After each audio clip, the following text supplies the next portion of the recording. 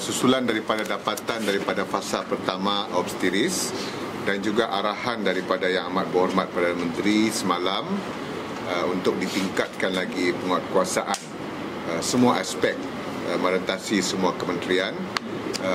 Jadi pada hari ini kita ingin mengumumkan bahawa obstiris yang sepatutnya berakhir pada 31 Ogos 2023 ini kita lanjutkan kepada fasa kedua sehingga 31 Disember 2023. Yang pertama, hala tuju ataupun way forward kepada obstiris ini adalah lanjutan tempoh obstiris kepada fasa kedua sehingga 31 Disember 2023. Yang kedua, dalam fasa kedua ini, antara penambahbaikan yang kita laksanakan adalah untuk merintis perluasan skop siasatan. Kalau sebelum ini siasatan kita hanya tertumpu kepada aspek di tengah itu, pihak yang menyeludup, membeli dan kemudiannya menyerahkan ataupun menjual kepada illicit buyer. Tetapi kita meluaskan skop ini untuk lebih berkesan lagi juga kepada aspek sos, bekalan awal itu. Contohnya stesen-stesen minyak pun kita akan siasat.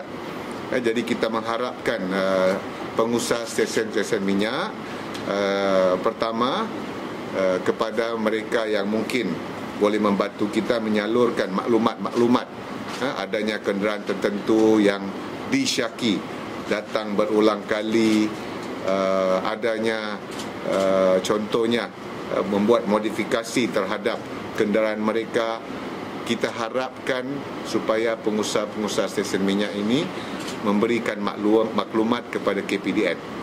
Dan pada masa yang sama kepada pengusaha minyak juga, sekiranya ada yang kita dapati terlibat dalam sindiket ini, kita juga boleh mengambil tindakan kepada mereka. Jadi itu adalah siasatan dari awal daripada punca itu. Dan pada masa yang sama, skop siasatannya juga akan melihat kepada the illicit buyer, pembeli yang sebelum ini kita tidak siasat, tumpuan hanya kepada yang membeli dan menyeludup itu, tetapi kita juga akan menyiasat sampai ke tahap illicit buyer untuk memastikan the whole change, rantaian kepada sindiket dan juga penyalahgunaan dan penyelewengan ini dapat kita kekang. Jadi itu perkara yang kedua. Perkara yang ketiga ialah bermula daripada 1 September 2023 ini kita ingin meningkatkan kompetensi dan juga tahap kecekapan bahagian penguatkuasa kita di KPDN.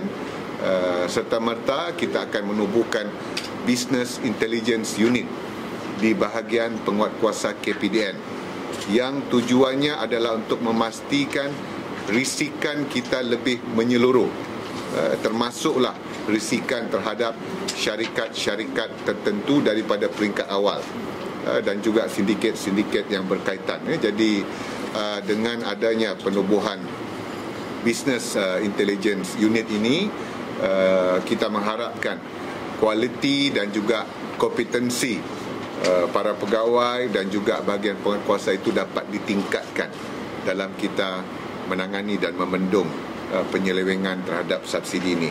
Dan yang terakhir, kita juga memutuskan supaya obstiris ini mensasarkan kepada penyelewengan kepada subsidi resale, tetapi di peringkat KPDN kita akan mula untuk merintis usaha untuk melihat kepada penyelewengan terhadap subsidi-subsidi lain juga.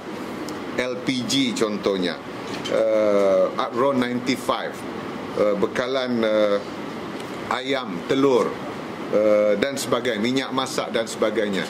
Jadi semua bentuk subsidi yang diselaraskan melalui KPDN, sama ada termasuklah barangan kawal yang tidak bersubsidi, pun kita akan lihat aspek ini untuk memastikan kita dapat menangani isu penyelewengan dalam subsidi dan juga mengekang perdagangan dalam negeri yang tidak sihat.